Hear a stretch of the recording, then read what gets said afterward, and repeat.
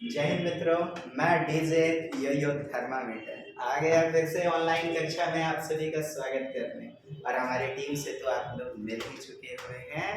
आदरणीय Rajesh sir, assistant faculty, हमारे विज्ञान के संचालक महोदय, प्रज्ञानम ग्रुप ऑफ एजुकेशन के डायरेक्टर रास बिहारी सर, और हमारे गणितज्ञ साहब अंतिम प्रयास के डायरेक्टर अवनीश कुमार सोनी सर, और हमारे क्वेश्चन विश्लेषक मिस्टर हिमांशु सर। जी हाँ, और मैं तो लगा ही रहूंगा। बिल्कुल अपना स्नेह प्रेम बनाए रखिएगा। हमारा ऑफलाइन बैचेज भी प्रारंभ है प्रातः में, घुरन पीर बाबा चौक नियर मनाली होटल। नंबर तो आपको याद ही होगा, 993099555303 866।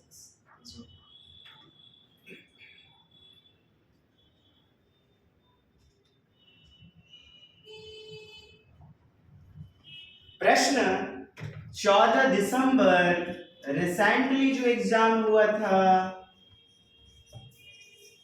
2024, और करते हैं सीडीपी एनालिसिस बाल विकास एवं शिक्षण शास्त्र। देखिएगा कैसे हम लोग एनालिसिस करेंगे पोस्टमार्टम करते हुए चारों विकल्प का, जो कि बेहतरीन भविष्य के निर्माण में आपकी सफलतम प्रगति को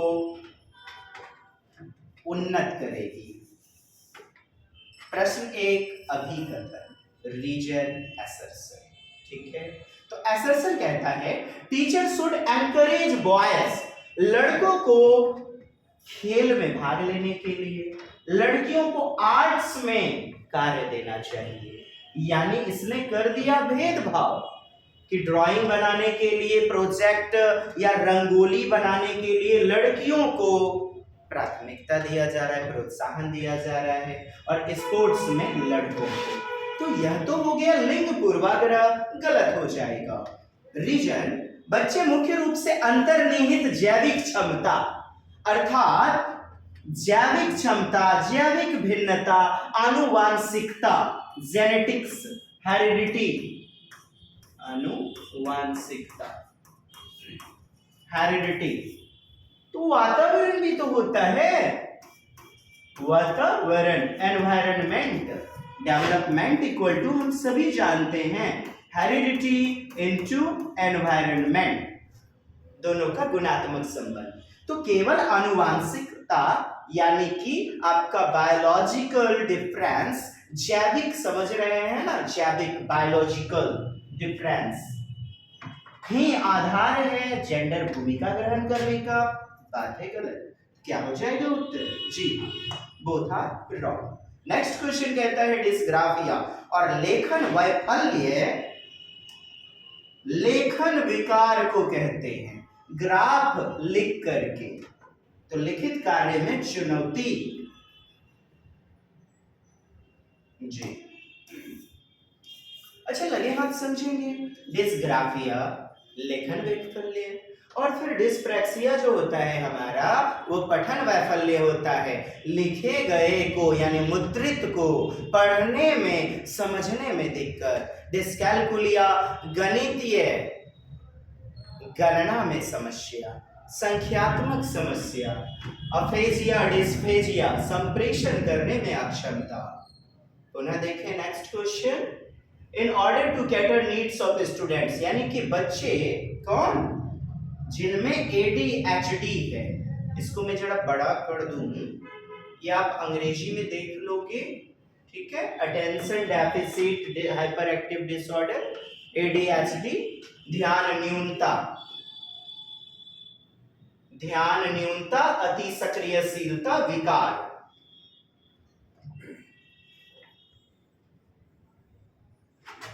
तो क्या होता है ADHD? अटेंशन देने में कमी, बच्चा फोकस नहीं कर पाता। कैमरा मैन फोकस करो, तो बच्चा फोकस नहीं कर पाता है।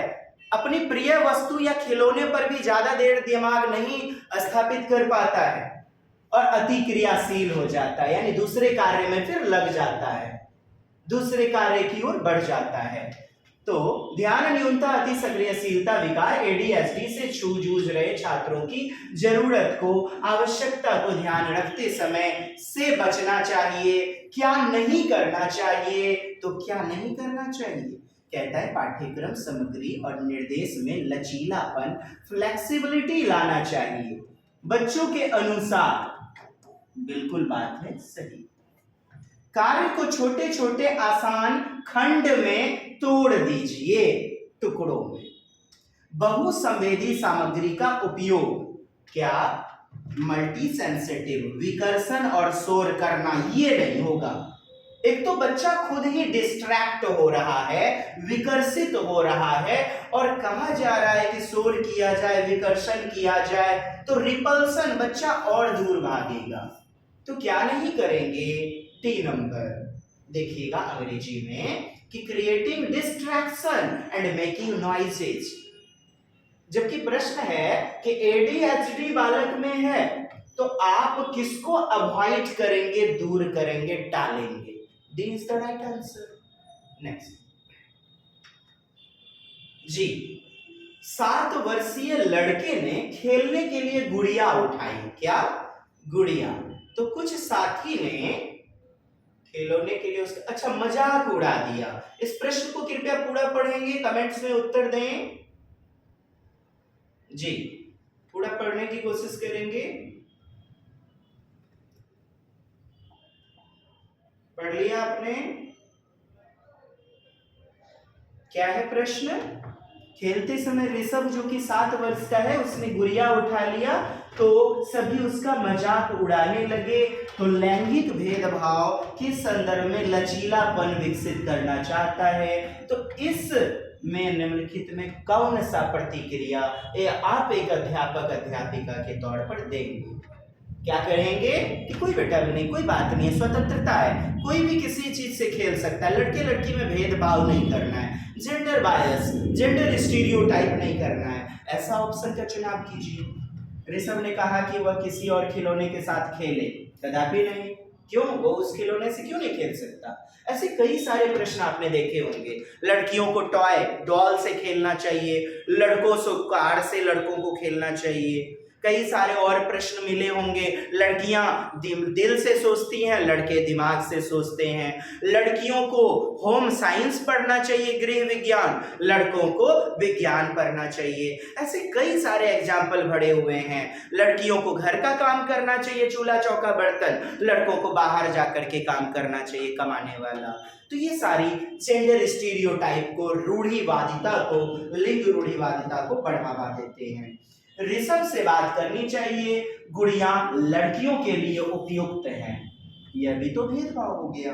बिना कुछ कहे गुड़िया को हम हटा देना चाहिए, जी नहीं। ऋषभ ने गुड़िया के साथ खेलने देना चाहिए ऋषभ को, बिल्कुल एब्सोल्युटली राइट आंसर। दूसरे बच्चे को कहना क्या चाहिए ना कि कोई भी अपनी पसंद का कोई खिलौना चुन सकता है। दी इज द राइट आंसर। बिल्कुल ताजा तरीन प्रश्नों का पोस्टमार्टम किया जा रहा है, इसीलिए हमारे ऑनलाइन बैच का हिस्सा आप बने। प्रत्येक दिन आपके लिए क्वेश्चन पोस्टमार्टम, प्रत्येक दिन 3 घंटे की क्लासेस हमारे आदरणीय 5 शिक्षकों की टीम के द्वारा आपकी बेहतरीन मदद की जाएगी। Only in 999 in discount offer. जी हाँ, अपना स्नेह जल्द से जल्द बनाए रखें। और अभी तो आप है DTA भागलपुर एप्लीकेशन को डाउनलोड करें। पियाजे के संज्ञानात्मक विकास के सिद्धांत के अनुसार संवेदी चालक अवस्था, समझिए संवेदी चालक अवस्था यानी सेंसरी मोटर स्टेज 0 से 2 वर्ष, पहली अवस्था। इसमें 2 महत्वपूर्ण संज्ञानात्मक विकास मील के पत्थर हैं। तो इस 0 से 2 वर्ष सेंसरी मोटर स्टेज में क्या पाया जाता है? देखिए, सबसे पहले वस्तु स्थायित्वता, ऑब्जेक्ट का परमानेंसी, आंखों से ओझल होने के बाद भी दृष्टि पटल पर चित्र बना होना वस्तु का। और दूसरा इमिटेशन करता है, अनुकरण करता है, बच्चा कॉपी करता है। प्रतिवर्ती तो आपका निगमनात्मक ही क्या कह रहा, प्रतिवर्ती रिपीट, पलटावी, जीववाद किसमें पाया जाता है? दूसरी अवस्था। पूर्व संक्रियात्मक। वर्गीकरण किसमें? तीसरी अवस्था मूर्त संक्रियात्मक में। प्रतिवर्ती चिंतन अर्थात उत्क्रमणशीलता, रिवर्स करके सोच पाता है, ये भी किसमें? आपकी तीसरी अवस्था कॉन्क्रीट ऑपरेशनल स्टेज 7 से 11 वर्ष। पुनः आगे आपका एसर्सन कहता है प्रश्न कि 5 से 6 वर्ष की कम उम्र के बच्चों को ठीक से और रेखाओं के भीतर लिखने के लिए दबाव नहीं डालना चाहिए। मतलब बच्चा 6 वर्ष का है, प्राथमिक विद्यालय 1 क्लास में बच्चे का एडमिशन होता है 6 क्लास में। आप देखें रेखा के भीतर ठीक से, अर्थात चिल्ड्रन बिलो एज इतना, अच्छा इससे बिलो है, 5-6 वर्ष से छोटा है, तो should not be pressurised properly and within the lines. मतलब जोर नहीं देना है, बच्चे को स्वतंत्र रूप से करने दीजिए, गलतियां करेगा धीरे धीरे सीखता चला जाएगा, यही बात है। तो अभिकथन दबाव नहीं डालना चाहिए, जी हाँ, स्वतंत्र वातावरण देना चाहिए। कारण बच्चे 5-6 साल के बाद गतिक कौशल का बेहतर नियंत्रण प्राप्त करते हैं। क्या? गतिक कौशल का बेहतर नियंत्रण प्राप्त करते हैं। बात है पूरी तरह से सही। 5-6 वर्ष के बाद ना सूक्ष्म गतिक कौशल भी बेहतर रूप में डेवलप हो जाती है। आप गतिक कौशल समझ रहे हैं ना? एक स्थूल गतिक कौशल ग्रॉस मोटर स्किल और दूसरा आपका सूक्ष्म गतिक कौशल यानी फाइन मोटर स्किल, ठीक है। तो 5-6 गतिक कौशल का बेहतर नियंत्रण प्राप्त करते हैं और यहाँ कह रहे हैं ठीक से रेखाओं के भीतर दबाव नहीं डालना चाहिए। तो ए और आर दोनों सही हैं। अब ए आर की सही व्याख्या करता है या फिर ए आर की सही व्याख्या नहीं करता है, एक्सप्लेनेशन है या नहीं है। देखिए, ठीक से लिखना, रेखाओं के भीतर लिखना, और ये क्या है? सूक्ष्म गतिक कौशल है ना, लेखन। तो ये इसकी व्याख्या करता है, गतिक कौशल, बेहतर नियंत्रण, और ये देखिए यहां लिखने की बात की जा रही है, अर्थात आपका B is the right answer. B सही व्याख्या करता है। नेक्स्ट, इस दुनिया में आनुवांशिक कोड के साथ आते हैं, उनकी नियति तय करते हैं। क्या है प्रश्न? बच्चे यानी कि चिल्ड्रन। 4 ऑप्शन आपके पास मौजूद हैं।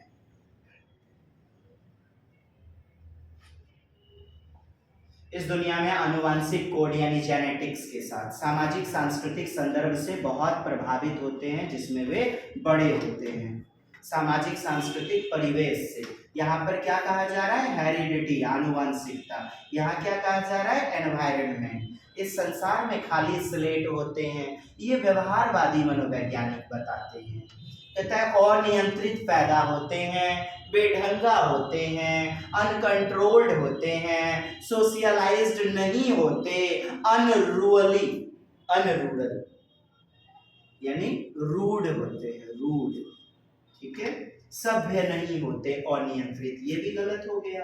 अब आप मुझे बताइए, ये उत्तर लग रहा है आपको या ये उत्तर लग रहा है? खाली स्लेट तो व्यवहारवादी मनोवैज्ञानिक बताते हैं, थॉर्नडाइक, आपके स्किनर, आईपी पावला, वॉटसन इत्यादि बिहेवियरिस्ट को मानने वाले व्यवहारवादी। तो सामाजिक सांस्कृतिक संदर्भ से बहुत प्रभावित होता है, चाहे विद्यालय की बात करें, दुकान या परिवार की बात करें, सब किस में आया? सामाजिक सांस्कृतिक पृष्ठभूमि में, संदर्भ में। तो 2 इज द राइट आंसर। अब कहता है इस दुनिया में आनुवांशिक कोड के साथ आते हैं जो उनकी नियति तय करते हैं, मतलब उनका भाग्य है वही तय करता है। क्या? आनुवांशिकता। अरे यार, आनुवांशिकता ऐसे समझिए समाज में मम्मी पापा भी आ गए तो आनुवांशिकता भी आ गई। और सबसे ज्यादा इफेक्टिव जिस समाज में, जिस परिवार में, जिस विद्यालय में हम रहते हैं, पढ़ते हैं, जिन 4 बच्चों के साथ दोस्ती करते हैं, प्रभाव सबसे ज्यादा उनका छूटता है।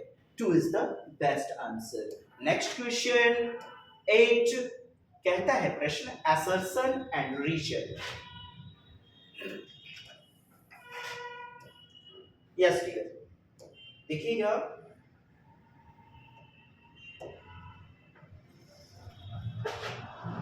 एक समावेशी कक्षा यानी कि सब मिलकर के पढ़े, चाहे वो दिव्यांग हो, चाहे वो प्रतिभाशाली, सामान्य बुद्धि, सभी एक छत के नीचे पढ़ेंगे। छात्रों की आवश्यकताओं का ख्याल रखा जाएगा। ब्रेल लिपि चाहिए, ब्रेल लिपि देंगे। टीएलएम मटेरियल देंगे, टीचिंग लर्निंग मटेरियल। शिक्षकों को बहुसंवेदी सामग्री का प्रयोग करना चाहिए। बहुसंवेदी जो सेंस ऑर्गन्स, आंख, नाक, कान, मुंह, त्वचा को सीखने में मददगार भूमिका निभावे।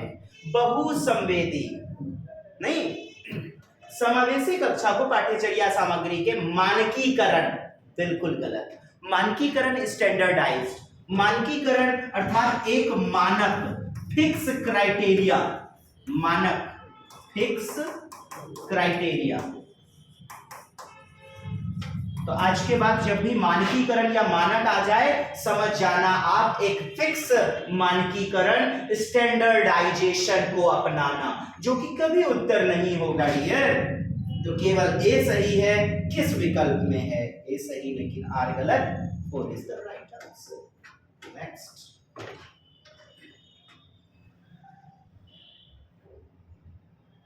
in the constructivist view, constructivist यानी कंस्ट्रक्ट करना, ज्ञान का निर्माण करना। क्या? ज्ञान का निर्माण। और बच्चे क्रिया करते हुए ज्ञान की समझ विकसित करते हैं, संज्ञानवादी बनते हैं। ज्ञान का सृजनात्मकता, रचनावादी दृष्टिकोण, करके सीखना, पुस्तक के ज्ञान को या ज्ञान को, स्कीमा को अपने अनुसार अनुकूलित कर लेना। व्यक्तियों को नए व्यवहार सीखने के लिए अनुकूलित किया जाता है। सीखना यानी लर्निंग वर्तमान समझ का विस्तार और परिवर्तन है।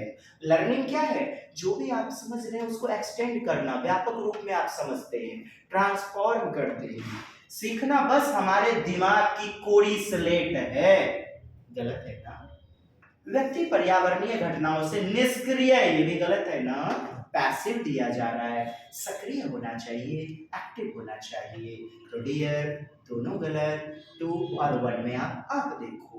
क्या? सीखना वर्तमान समझ का विस्तार है। जैसे जैसे लर्निंग करते जाते हैं, सीखते जाते हैं, वैसे ही मनुष्य का विचार, क्षमताएं, कौशल विकसित होते हैं और मनुष्य एक सामाजिक सुसभ्य प्राणी बनता है।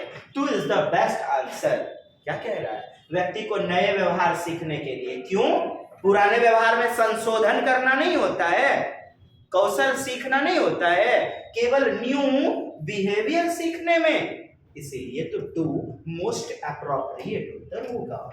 नेक्स्ट क्वेश्चन है काइनेस्थेटिक लर्नर। अब समझिए, गति संवेदी जो गति करके सीखते हैं। मछली जल की रानी है, हाथ लगाओ डर जाएगी।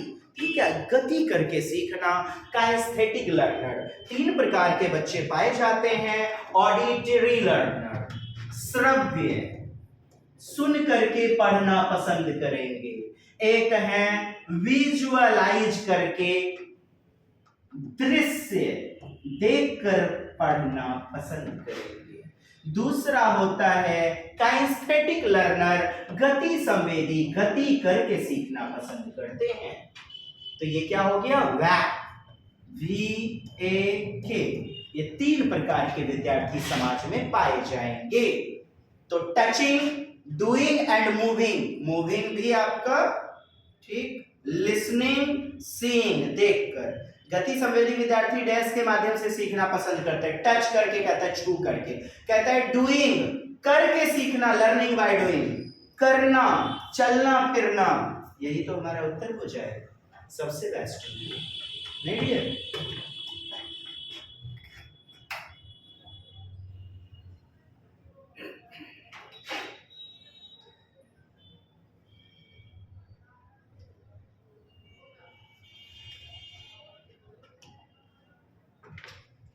जिन प्याजे के अनुसार एक बच्चा जो सरल गणितीय उत्क्रमण, क्या 4 + 5 = 9 और 9 में 5 घटा दिया तो 4। ये क्या है? रिवर्सिबिलिटी, उत्क्रमणशीलता मतलब होता है रिवर्सिबिलिटी, यानी रिवर्स करना। और यहां देखो आप दिया गया है ना, इसीलिए तो अपना डीटीए भागलपुर बाइलिंगुअल बताने की कोशिश करता है, क्योंकि इतने प्योर हिंदी। इसी को तो कहेंगे पलटावी, जो कि मूर्त संक्रियात्मक तीसरी अवस्था प्याजे की में पाया जाता है। पलटावी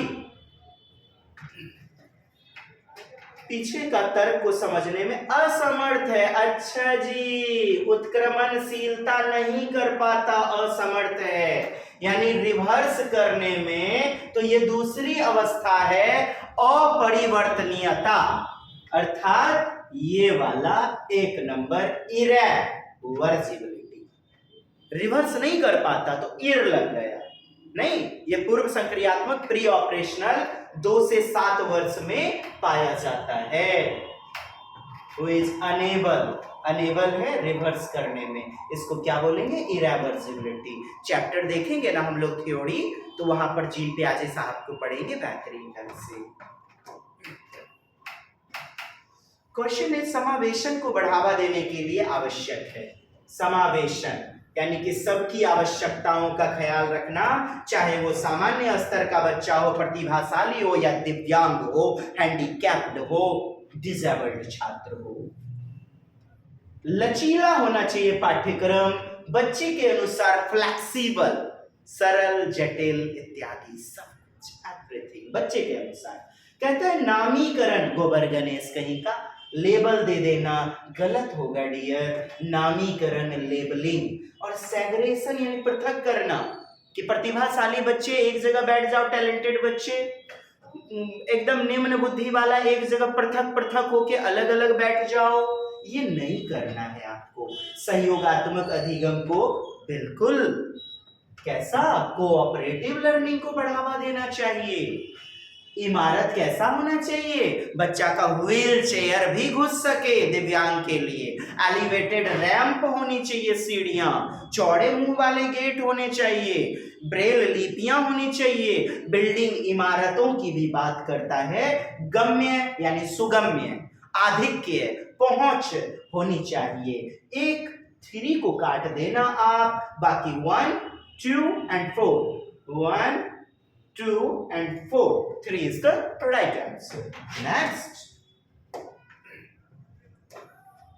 पियाजे ने संज्ञानात्मक विकास का किस प्रकार वर्णन किया? तो पियाजे ने, हमने कई बार बताया हुआ था, कई बार चर्चाएं की हुई हैं अपने ऑफलाइन बैचेज में भी।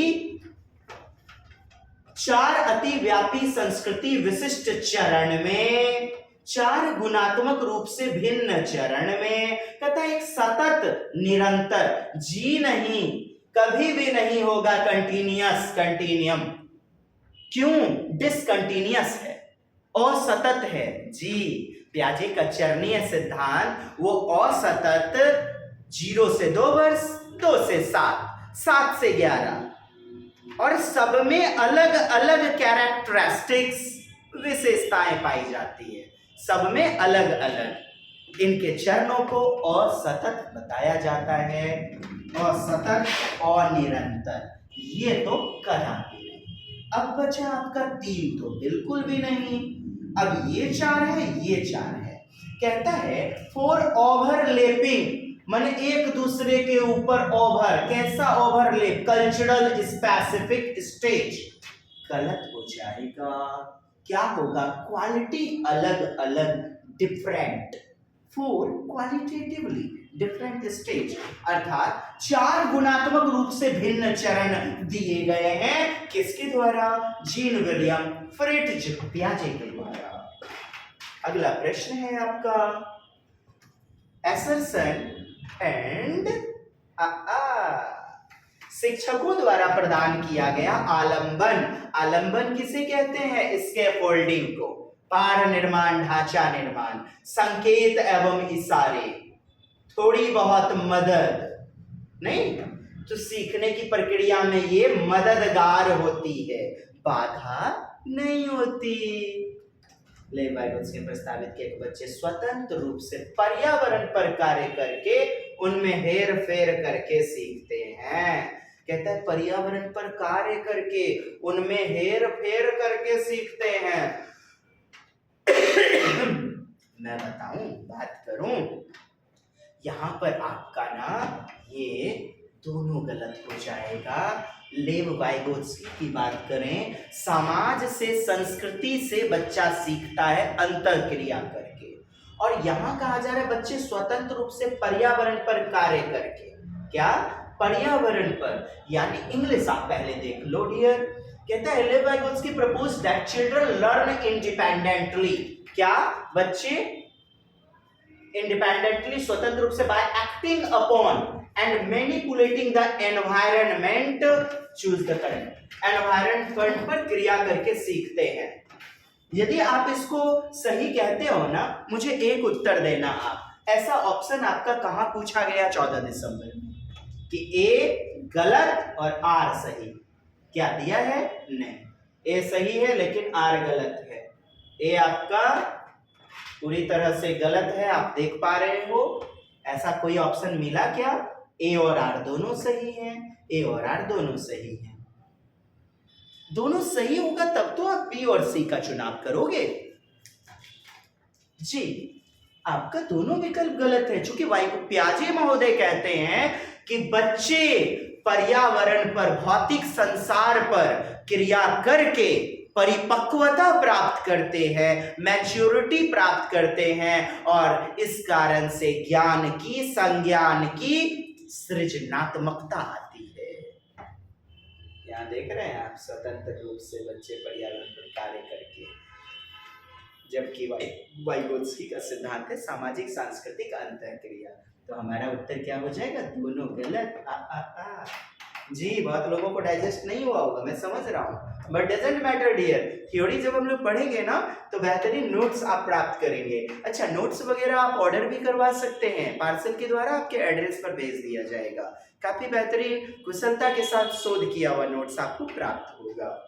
चलिए नेक्स्ट देखते हैं। क्वेश्चन नंबर है हार्वर्ड गार्डनर बहुबुद्धि का सिद्धांत, मल्टीपल इंटेलिजेंस थ्योरी, और बुद्धि का उच्च प्रदर्शन करेगा, जबकि एक मूर्तिकार में, देखिए मूर्तिकार स्थान का ख्याल रखता है, स्थानिक बुद्धि, स्पेशियल इंटेलिजेंस, तो स्थान का ख्याल रखता है, स्थानिक बुद्धि इसे कहते हैं। दूसरे ऑप्शन में स्पेशियल इंटेलिजेंस किधर है? ये रहा और फिर ये रहा, ठीक। अब वैज्ञानिक में तार्किकता होनी चाहिए, लॉजिकल थिंकिंग। क्या होना चाहिए?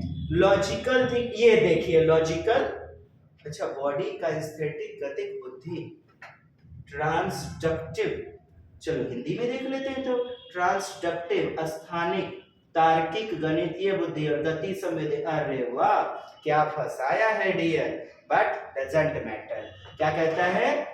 According to Howard Gardner, while a scientist would exhibit high desk sculpture would have high desk intelligence। 8 प्रकार की बुद्धि के बारे में बात करते हैं। पहले 7 प्रकार की: प्राकृतिक बुद्धि, भाषिक बुद्धि, गतिक बुद्धि, अंतर्व्यक्तिक, अंतराव्यक्तिक बुद्धि, स्थानिक बुद्धि, प्राकृतिक बुद्धि, ना जी। तो हार्वर्ड गार्डनर के अनुसार वैज्ञानिक डैश बुद्धि का उच्च प्रदर्शन करेगा। कौन सी बुद्धि का प्रदर्शन उच्च करेगा?